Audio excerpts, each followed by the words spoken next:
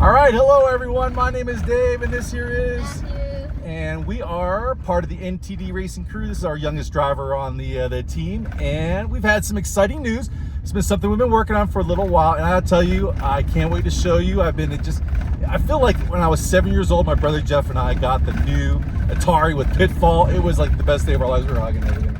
So anyway, as you know, we just moved here from some folks drive by. We just moved here from San Diego, and I love San Diego. We totally miss our friends.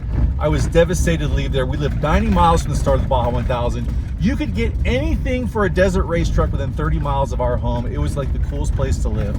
But it got a little crazy there with a little bit of homelessness, and we just stopped feeling safe in our house, so we made the move to Monument. Some people were wondering, hey, are you going to continue racing? What are you going to do? And not only are we going to continue racing, we are going bigger, and I give you the NTD Racing Ranch. Let me show you what we got over here as I turn the camera around. We've got two barns. We got one of them over here. I think it's like 54 by 40. We got one 60 by 40 foot barn with 16 by 16 foot doors. 80 acres to do what we want with. I think there's some crops out there right now. We got some hay, some alfalfa. We'll be doing a little bit of harvesting of that over there. We got a little corral to keep some horses. Just such a beautiful place. I just love Colorado. You can see Pikes Peak off there in the distance, and then a little bit of the Front Range over here. Let's go ahead and walk through and take a look at what these buildings look like that we will be using for building, testing, and doing all that stuff of our trucks. First off, I'm not sure what we're going to call this one, but this will probably be where we do some of our fabrication and those kinds of things. And we're going to basically use this more as a storage type barn. Let's say about a 14 by 12 foot door. They're pretty big doors, and it's a pretty big barn. It's something like 54 by 40 feet. You can see we're already started moving some stuff in here, and trucks just take up a lot of space.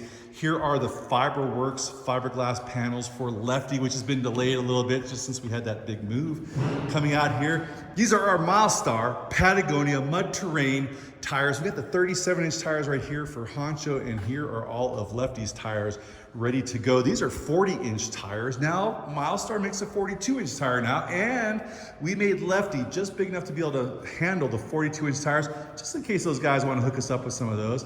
You know, some other things in here, some nice lighting. And then we have space for a bedroom. We have washer and dryer, and then also a bathroom in there, which is a must for us old guys. Let's go ahead and walk through and check out the other barn. This is the cool one. As we step out here, you kind of see we do have a little bit of space. We're going to be pavering this whole thing, putting in some smokers, and just having a nice place that's covered to have like some dinners out here and that kind of thing. Here is my old Tundra. You can see how dirty it is because it is all dirt roads to get out here. And you kind of see yesterday we had some crazy rains and just coated the trailer with mud. Looking at this thing, this is the big barn. You almost got to step back. You almost got to put it in a panoramic mode here. This thing is so big. It is 40 feet by 60 feet, 16 by 16 doors. I love it. You know, you can get a semi-truck in here or a school bus. We got some really cool things going on. You know, like I said, we have Lefty. We'll have that going. Honcho's been going for about 8 years and it's been doing awesome, but it's getting a little tired. And we got some other big plans in the works, and I can't wait to fill you in on those. Here's a couple sneak peeks of what we got planned, but a lot of cool stuff will be going on here soon. We'll be building in here in over 2023. We have 2 trucks of the Baja 1000, and then we might have a couple more as we continue on. Maybe even having a junior racing area out here where those guys can train. We're looking at maybe having the big truck area, training area over here. Just having some things, so guys can learn how to go over some whoops. We can test, we can pull it right back into the garage and fix, pull it right back into the garage and fix. We can have some jumps out there and those kinds of things, but just a really, really beautiful area out here, and finally have some garage space. I had some good space when I was in California, but we just upped it to about 6,000 square feet of workspace. Okay, let's go ahead and hop in the truck and let's show you the rest of the property. All right, so I think the coolest part about owning some of your own property like this is that the driving age is really whatever you want it to be. So it's probably worth a little bit of explanation as to why I am purchasing this property and making this thing happen. So, I think it comes down to, I can explain it best with relationships. And I guess let me start with my wife. So we're sitting there and we're talking to the guy who's going to sell us this property. Jeff, great dude. I think we're gonna be buds. He's a really, really cool guy. And we're talking to him, and I'm kind of working the math out. My wife and I have always been like in lockstep as far as how we spend money and our rules. We don't take loans. We only buy what we can afford. We've always done that, and it's treated us well. You know, we don't maybe make as much money as people who leverage debt. I don't even know what that means, but we don't. That's what we do. And we're talking to him. And I'm running through my mind, you know, like, okay, purchasing this property, how can I get out of it? If I could split it, if I had to, you know, if I had to sell it somewhere down the road, if it just didn't work out, whatever it was, you know, how can we get, you know, how can we get this money to make this happen? Does it make sense?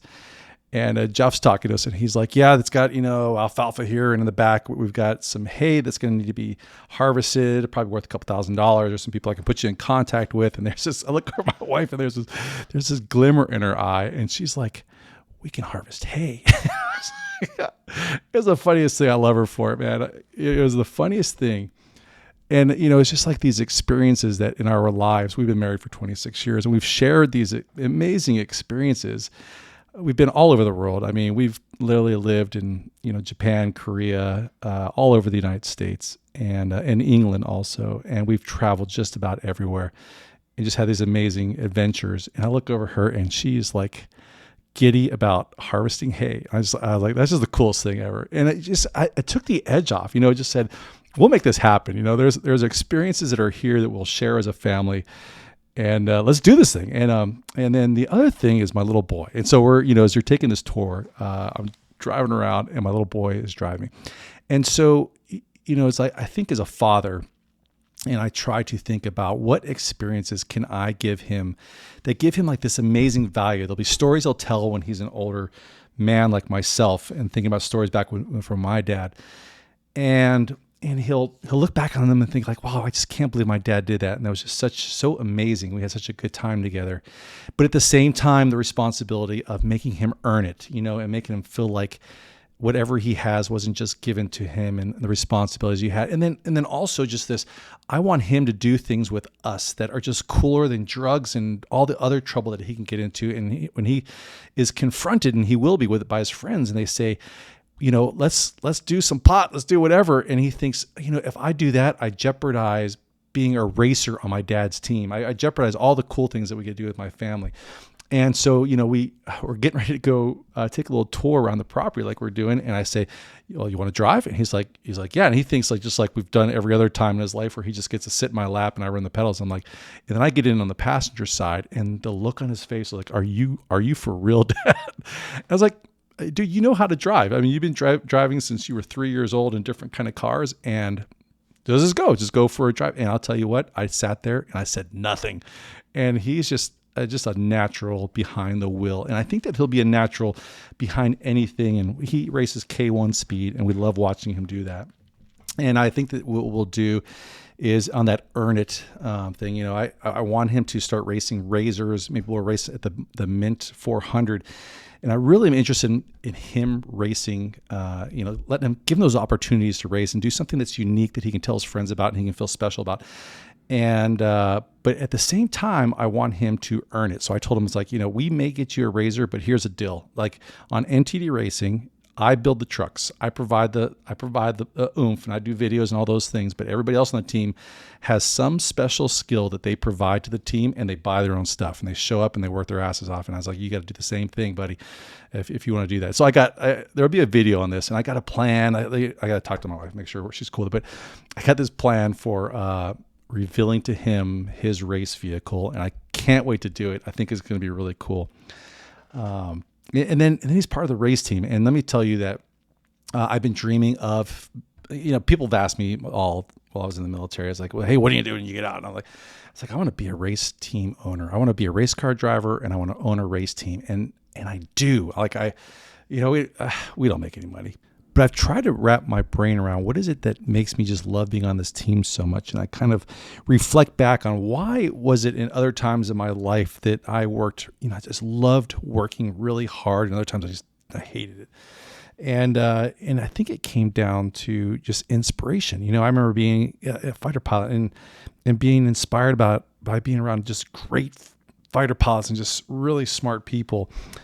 And now I'm on this team with just this amazing group of people who, civil servants, worked in the State Department and served our country for years, who military members who served our country, who people in the industry who basically provided technologies to make us just better war fighters and those kinds of things. And they're all on our team. First responders, just amazing, inspirational people to be around. I could talk about my buddy Snapper, who he's just like, hey, give me the folds of honor. I got this. And he was able to raise more money than has been raised by any team ever at the Mint 400 for children who lost parents in combat or first responders. And my buddy Sea Dog, who's, arguably the most successful person I've ever met. He's the guy who owns Industrial Power in Fort Worth. They do heavy truck work and they sell heavy trucks. And when he comes out there with us on our chase team, and you pull up in the truck, he's got sandwiches ready to go. He's got drinks ready to go, a place to sleep. He's fueling the truck up, and he's just a selfless person who's just so inspiring to be around. And just, you got my brother Mike, he's the cook, and his wife Bailey. Well, I'm pretty sure she's the boss. So I love being around these people. And I think what bonds kind of our whole team is just trust. They trust that when I was building the truck, and I was building especially the roll cage part, even though I'm not a professional builder, I concentrated with everything I had to make sure I got every weld as best as I possibly could. And they also trust that, that we can make mistakes on the team, and you can crash the truck, you can roll the truck, you can, you could do stuff to the truck that makes us build things called a Josh bar, and we will meet up afterwards. We'll talk about how we're going to do better. We'll have a great party, and we're going to laugh about those things for the rest of our lives. And I just love to be a part of it. And, that's what this NTD Racing Ranch, I think, is going to be hopefully all about, is making us a better team. And then just shared experiences, whether it be with my wife, my little boy, my family, or just, my best friends. And I can't wait to share that with you. And I sure do hope that you will choose to join us through this journey as we just try to, for the first time, just push a truck across the finish line of the Baja 1000. That will be a really special moment. It's coming, I'm pretty sure. If it doesn't happen, we're still going to have an amazing time, and I hope you'll choose to follow.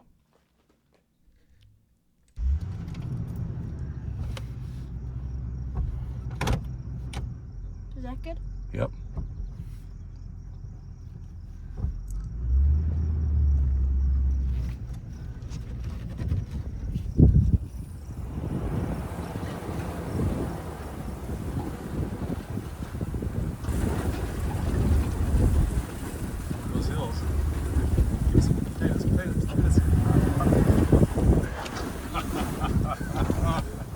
You got 2 more of those coming up.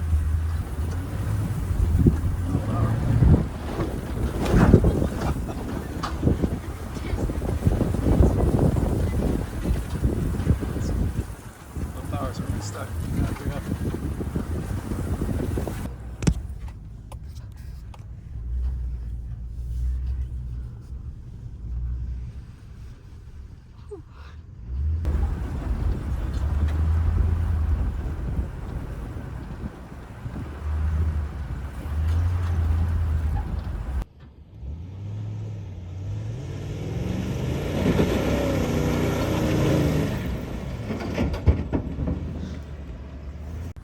Hey, listen, I don't need your judgment.